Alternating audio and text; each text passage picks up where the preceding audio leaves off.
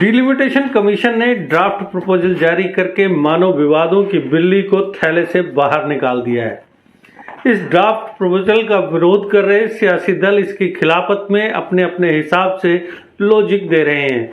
हालांकि सभी सियासी दल एक बात पर एक राय हैं कि इस कसरत का सबसे ज्यादा फायदा हासिल करने के लिए बीजेपी ने डिलिमिटेशन कमीशन का इस्तेमाल किया है, जबकि सच्चाई ये है कि कहीं ना कहीं डिलिमिटेशन कमीशन द्वारा अपनाई गई प्रोसेस की वजह से बीजेपी को भी नुकसान हो रहा है। वो आज नजर नहीं आ रहा, लेकिन आने वाले वक्त में वो साफ नजर आएगा।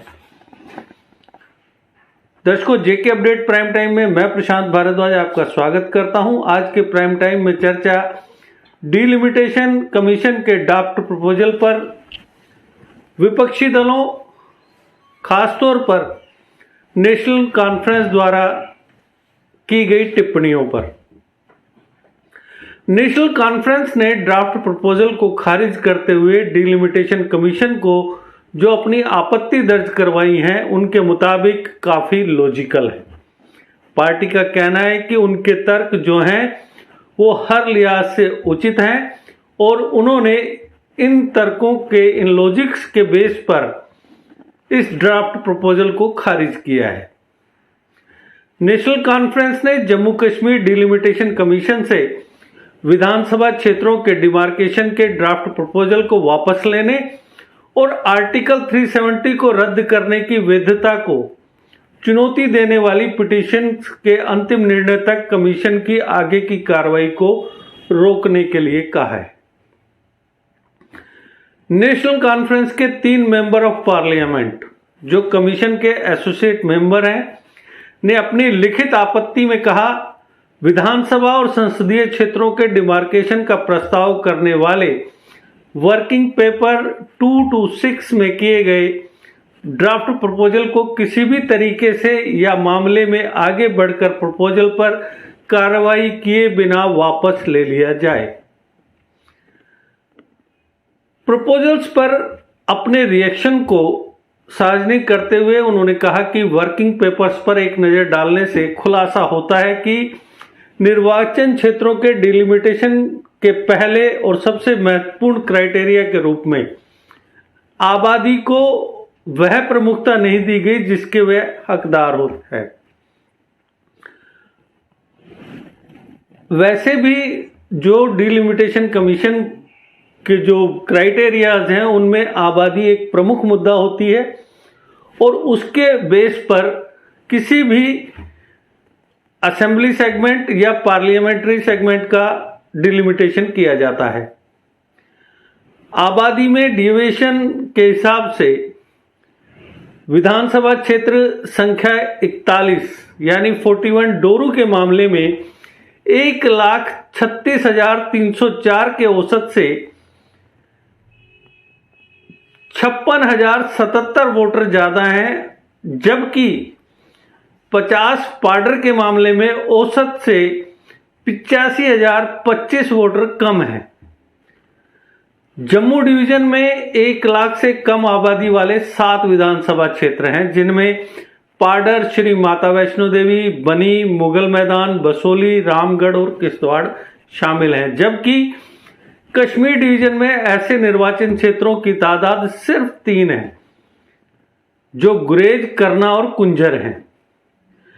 कश्मीर डिवीजन में 1.5 लाख से अधिक आबादी वाले 18 विधानसभा क्षेत्र हैं, जबकि जम्मू डिवीजन के मामले में ऐसे विधानसभा क्षेत्रों की संख्या 7 थी। कश्मीर डिवीजन में 24 निर्वाचन क्षेत्रों की एवरेज पॉपुलेशन जो थी वो 1,36,304 से ज्यादा है, जबकि जम्मू डिवीजन में केवल 8 विधानसभा क्षेत्रों की आबादी कमीशन द्वारा निर्धारित एक निर्वाचन क्षेत्र की एवरेज पॉपुलेशन से ज्यादा है। डोरू की आबादी लगभग 3 निर्वाचन क्षेत्रों पाडर, श्री माता वैष्णो देवी और जम्मू के बनी निर्वाचन क्षेत्रों की आबादी के बराबर है। ड्राफ्ट प्रपोजल के मुताबिक डोरू के लोगों के पास विधानसभा में सिर्फ एक मेंबर होगा।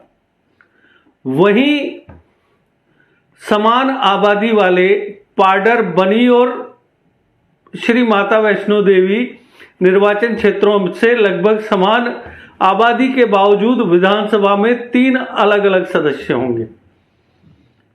इसको मद्देनजर रखते हुए साफ नजर आ रहा है कि जो आबादी का जो बेस था उसे नजरअंदाज किया गया कि एक आबादी को ध्यान में रखकर एक विधानसभा क्षेत्र में एक एमएलए है, जबकि उसी बराबर की आबादी में 3 विधानसभा सदस्य होंगे। जम्मू कश्मीर रीऑर्गेनाइजेशन एक्ट 2019 की सेक्शन 60 के मुताबिक ये कहा गया है कि सभी निर्वाचन क्षेत्रों को जहां तक संभव हो भौगोलिक दृष्टि से कॉम्पैक्ट क्षेत्रों में और उनके डिलिमिटेशन में भौतिक विशेषताओं, मौजूदा यूनिट की एडमिनिस्ट्रेटिव बाउंड्रीज, संचार सुविधाओं और जनता की सुविधा के संबंध में ध्यान रखा जाना चाहिए। ज्यादातर मामलों में भौगोलिक सघनता, संचार की सुविधाओं और जनता की सुविधा के लिए सेक्शन 60 में वर्णित किसी भी विचार को ध्यान में नहीं रखा गया। निर्वाचन क्षेत्रों का डिमार्केशन किया गया, क्षेत्रों को शामिल किया गया, जैसे कि उदाहरण के लिए राजौरी विधानसभा क्षेत्र में सोहना पीसी, डूंगी पीसी और बांग्ला पीसी जो 85 राजौरी के टेल एंड पर स्थित हैं को थन्ना मंडी सेगमेंट के साथ जोड़ दिया गया है। इन क्षेत्रों के निवासियों को थन्ना मंडी पहुंचने के लिए राजौरी को पार करना पड़ता है। लोगों को पेश आने वाली कठिनाइयों को कम से कम ध्यान में रखते हुए सभी मौलिक कानूनी मानकों का या क्राइटेरियाज का घोर उल्लंघन किया गया। इसी तरीके से 3 अनंतनाग निर्वाचन क्षेत्र की तुलना में संसदीय निर्वाचन क्षेत्र के अवास्तविक, अतार्किक और तर्कहीन डिमार्केशन का इससे अधिक चौंकाने वाला उदाहरण क्या हो सकता है। कमीशन ने इलाके का भूगोल, कनेक्टिविटी, पहुंच और समग्र सुविधा के बारे में जाने बिना शोपियां जिले के अनंतनाग, कुलगाम और जैनापुरा को पुंछ और राजौरी के साथ जोड़ दिया है। कमीशन ने इस बात पर ध्यान नहीं दिया कि पुंछ राजौरी क्षेत्र और अनंतनाग, कुलगाम, जैनपुरा पीर पंचाल रेंज से अलग हैं और ये क्षेत्र भारी बर्फबारी के कारण साल के आधे से ज्यादा वक्त दुर्गम बना रहता है। एक कटु सत्य यह भी है कि प्रपोजल ने ऐतिहासिक महत्व के कई निर्वाचन क्षेत्रों को चौंकाने वाले फैसले से मिटा दिया है। हबा कदल, अमीरा कदल, जदीबल, संगुश, कोकरनाग, संग्रामा, गुलमर्ग, होमशालीबाग, इंदरवाल, गांधीनगर को उनके भावनात्मक, मनोवैज्ञानिक वैल्यू और महत्व को ध्यान में रखे बिना गायब और पूरी तरह से मिटा दिया गया है। ये सब कुछ नेशनल कॉन्फ्रेंस द्वारा कमीशन को दिए गए आपत्ति दस्तावेज में दर्ज किया गया है।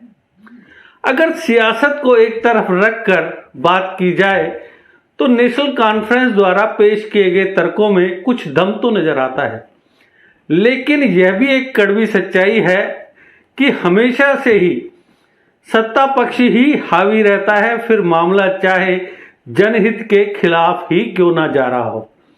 तो दर्शकों, आज के प्राइम टाइम में बस इतना ही। कल फिर किसी नए मुद्दे पर आपसे करेंगे चर्चा। तब तक दीजिए इजाजत। नमस्कार। जीके अपडेट रहे हमारे साथ। अगर आप ये वीडियो YouTube पर देख रहे हैं तो हमारे YouTube चैनल को सब्सक्राइब करें और बेल आइकन को क्लिक करें। अगर आप ये वीडियो Facebook पर देख रहे हैं तो हमारा Facebook पेज लाइक जरूर करें।